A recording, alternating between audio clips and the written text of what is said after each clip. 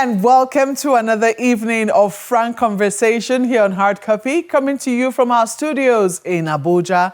I'm Maokpe Ogun Yusuf. As the year winds down, we reflect on the progress made and the challenges that remain. While we do this as a nation and as individuals, one area we mustn't overlook is the critical issue of sexual and gender-based violence. The United Nations 16 Days of Activism, spanning late November to early December, continues to spotlight this pervasive issue, amplifying advocacy to end violence against women and girls. And this year's theme is right on the money. It says, unite to end violence against women and girls. And thanks to such efforts, conversations once hidden in silence are now gaining prominence. Nigeria has passed the Violence Against Persons Prohibition Act, also known as the VAP Act, and almost all the states have now domesticated same. However, there are questions about how we're moving from our laws to ensure that our way of life, our culture, frown at violence against persons, particularly women and girls who have borne the burden of this crime. On Hard Copy tonight, we speak with Dr. Mairo Mandara, a public health advocate and former commissioner for health in Borno State, who has also served as a country representative for the Bill and Melinda Gates Foundation.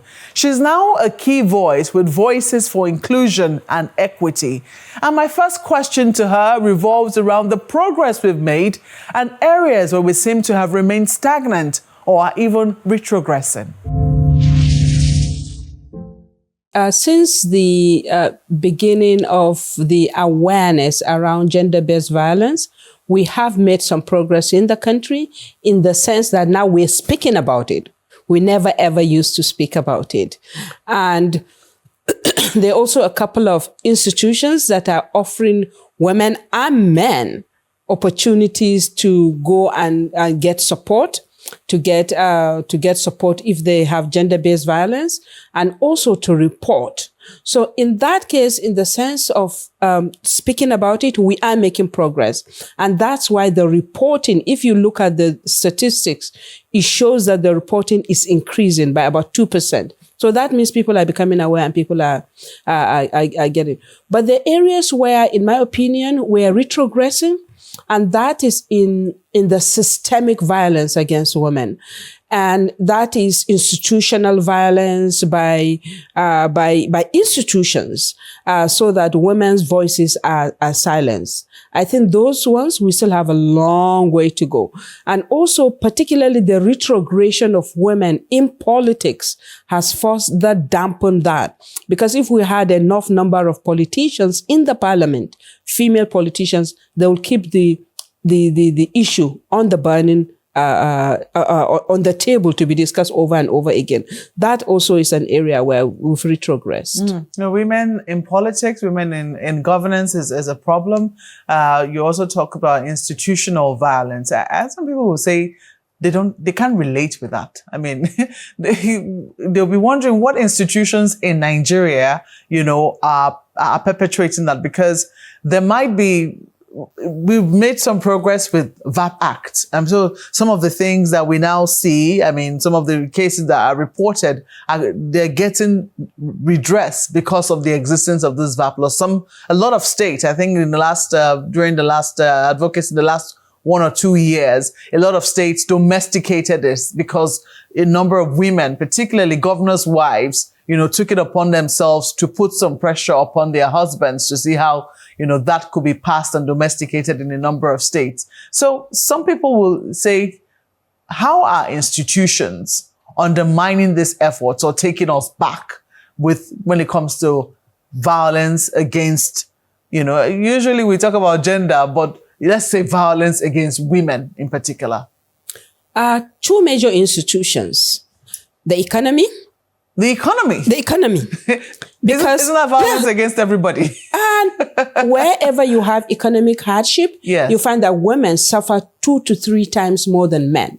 So for every one man that's suffering economically, you find 3 to 5 women are suffering.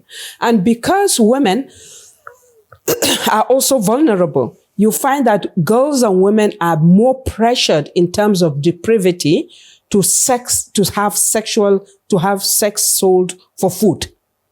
So wherever there's economic hardship, you find that there are more women being pushed to commercial sex work. There are more women being coerced into sexual exploitation to simply have food to eat. You even find married women being coerced into sexual exploitation to be able to get food for their children. So economy is one big push, and you know what we are in the economy in Nigeria. So the brunt of it is being borne by women. The second is security. Wherever there's break in security, women and girls pay the largest brunt because they get harassed not just only by bandits, by Boko Haram, by others, but by also agencies that work within that milieu. When we had issues of Boko Haram in Borno State and the Northeast, you remember that the majority of the victims were women and girls. Remember the Chibok girls, remember other women that were abducted. These were women and girls. Now, in addition to that, we also had situations where women and girls were violated by people working there, people distributing food. We had to have issues with NGOs, girls and women having to trade sex for food. So issues when you have, now in Nigeria, you have security and economy. Oh my God. Women are at their worst. That's more about systems, wouldn't you say? Not necessarily institutions. Because when I think institutions, and I don't know if that's happening to our viewers, most people's minds go to existing government agencies, parastatals, ministries, maybe also in the private sector as well. There will be, names of some institutions mentioned. I mean, that's where people's minds go to. But it was seen that we just had the case of Hamdia. Where do we place the case of Hamdia? Hamdia CD that took place in Sokoto. This is a case in point where a young girl, an 18-year-old girl living in a village, was part of the experiences. She saw what was happening to the neighboring village, where women were abducted, where women were raped in front of the other spouses or their children. And she dared to walk to that village across and talk to them and told them that the reason why these things were happening was because the government she actually asked the government, what are they doing about these things? And she urged the people to acquire education, because it is only with education that they can have their own children go to government, and their children will not allow such thing. What happened to her? Some zealous people came for her. She was beaten almost to death. Her two brother-in-laws were beaten. They were tied up. And in the end, the police, people in police uniform, took her, and now the case is in court. This is violation of simple human right to speak, the right to even comment. This is an institutional insult. If anything happens to you, where do you go to? To the police. If you can't do that, then where do you go to? Is this something that was perpetrated by the state, by agents of state, or was this by non-state actors? They were state actors. Right now, she is being prosecuted. She's been taken to court by police for her daring to ask the governor, would you be happy if this thing happened to your wife or to your child? So it was so painful that, okay, why would she dare ask and use the example of his wife or his child? That was our offense. An 18-year-old girl, she was beaten, bleeding, and now she has post-traumatic syndrome. So when you said she was picked up by the police, I imagine that, she was rescued by the police. That was the impression I got. I don't know. She said she was beaten, her two brothers tied. By the vigilante. Yes. By the vigilante. And then she was picked up by the police. So I imagine that the police came to her rescue. No, she didn't. She wasn't picked up by the police. She was beaten and thrown away. And a good Samaritan took her. Yeah. And because he was afraid, if he took her to the police, he didn't know what answers to give. He dropped her somewhere and she crawled and came out to the police. And then the police were divided. There were those that were saying she hasn't done anything, she should be released. And there were those that were saying, no, the honorable said she should be detained. So this is the situation with Hamdia Sidi, who is now being prosecuted. Is she being prosecuted by the Sokoto state government? The police took the case to court and they said that she's been accused of inciting civil arrest. That the Sokoto government said in her speech, she said, look, if your houses your village become unbearable and the bandits burn it or you don't have any place to space, there are houses in Sokoto. Move in, there are government houses that are being distributed to IDPs. It hasn't been finished. Enter one and be safe. That she is instigating violence. It's amazing. I wish you could hear it in Hausa. It could be transcribed to hear what this. But for me, the crucial thing, Mope, is that with the incidents of Hamdia, her coming up on Berekete, if you hear the number of testimonies that people phone in to discuss, Hamdia is an incident, one. It appeared that there's much, much more to it. And that the security institution has completely collapsed. Has collapsed in such a way that, if you like, every man, every woman, every girl, every boy is to him or herself. And in the situation where there's complete anarchy, the most vulnerable is women. The most vulnerable group are girls because they're the ones that could easily be raped. So we're not talking even about, so if you're alive, then you stand the risk of being raped. Now, and you're not allowed to ask questions. What's more institutional that being barred from asking questions around the role of government is to give security? I need to be alive. I need to be protected. And the sad part of it, because I've scanned the environment. Hamdia's case, she spoke and she was run after. But I've had men saying worse than that, calling governors by names and abusing them. I've had men calling the president himself and abusing. I've had men calling the names of ministers and abusing, and nobody touches them. But because this is an innocent young girl, by just simply asking a question and making an example, she didn't abuse anybody. She just asked a question. What if it were your daughter? What if it were your wife? That is a crime. It'll be very important to keep tabs on, that matter as it unfolds in Sokoto State. So far, so good. Has there been any response of note from the Sokoto State government, especially within this season of 16 days of activism? There's been a lot of name calling on the governor. The governor has distanced himself. He's kept mute. So we will see what happens in court on the 4th of December. But what's crucial is that every person who cares about gender-based violence should keep an eye on the case in Hamdia. And for me, keeping an eye on the case of Hamdia is about governance, is about our democracy. It's about the fact that our democracy is in jeopardy.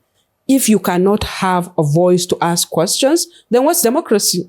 It becomes a joke.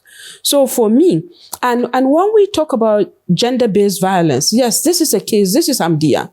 And for me, and for every person that's alive and human and born of a woman, potentially is our mothers, potentially is our sisters, potentially is our wife. So we're not talking about Hamdia. We're talking about my mother. We're talking about my sister.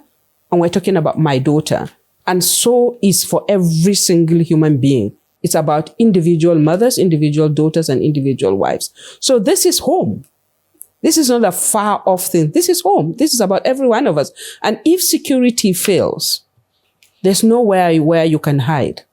It could catch up with any one of us. Another incident happened because last year, I'm trying to clarify just precisely when that this conviction happened.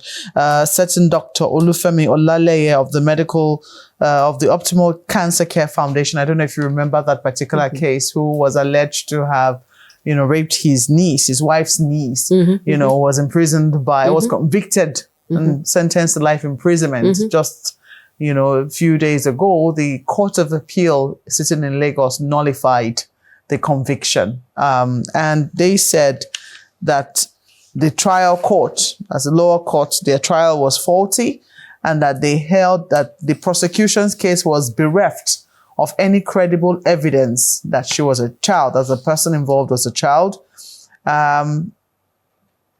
They listed a number of things as to why the case was dismissed, but more or less was more like, shoddy investigation.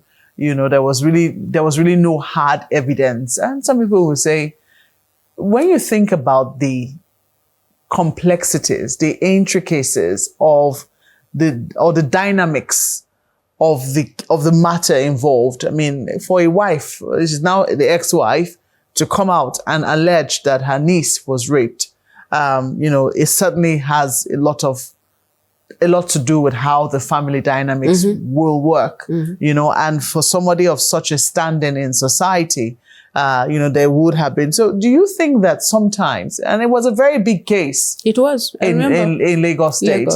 Lagos State government, also, they have a very strong gender center in Lagos that takes on matters like this. There was a lot of media awareness around this particular case. So far, so good. We haven't heard anything from the Lagos State government since this matter, since the appeal court, nullified this case. It's not sure whether they intend to go up one step further, to argue their case, or whether this is going to be the end.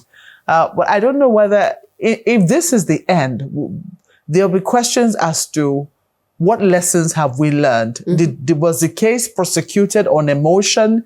Was the judge under pressure? Was the judge biased in how she reached her decision? Are we saying that there was absolutely no merit to this case? Or, for you, what comes to mind when you, I don't know if you heard this particular news story, but given the hype that we heard, in that season, and it is such an interesting coincidence that this matter has been nullified within the 16 days of activism. So, I don't know what came to your mind when you heard about this.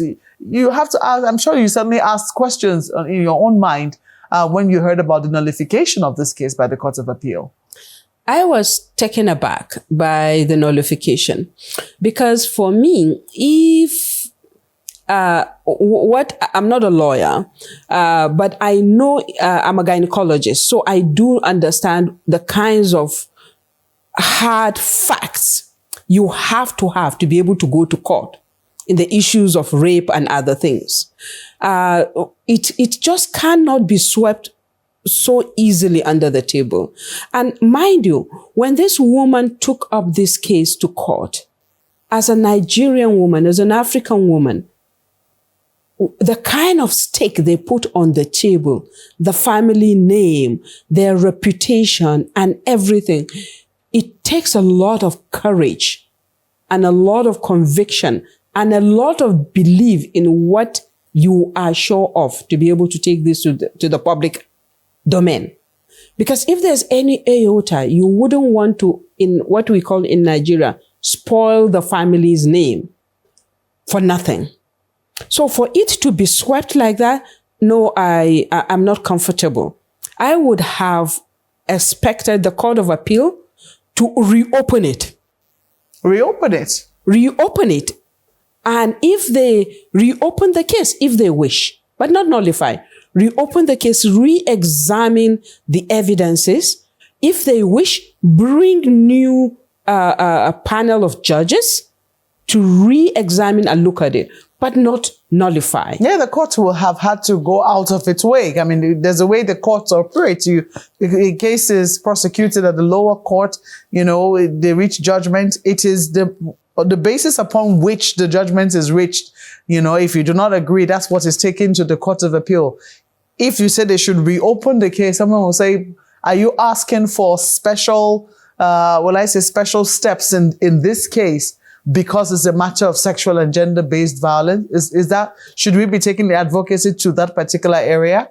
We should, because in this case, I mean, the other thing that honestly came to my mind immediately, and I don't know why, is are they questioning the ability of the judge? And is it because she's a she?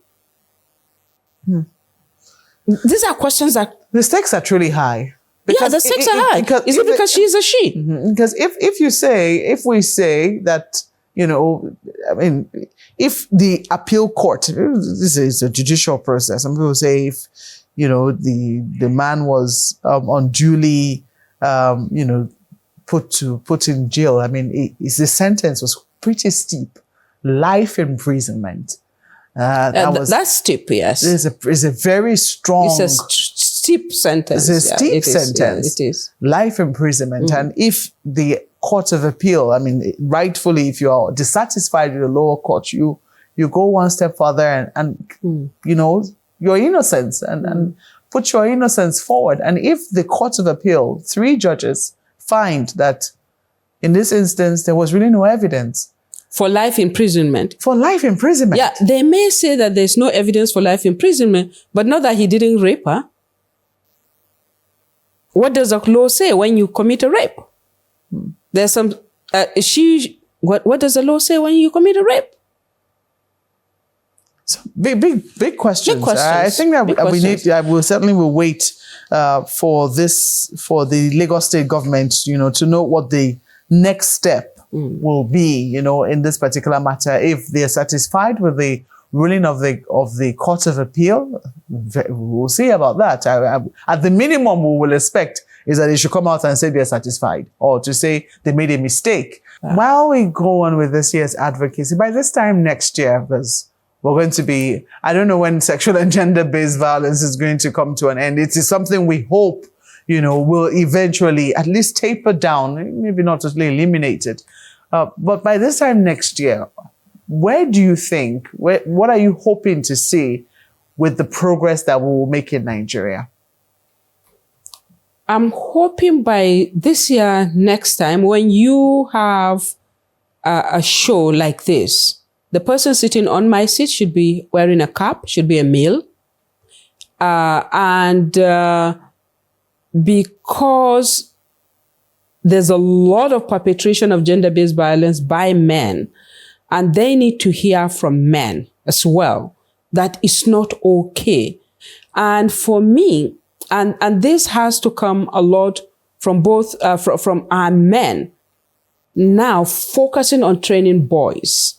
Boys need to understand that females are human beings.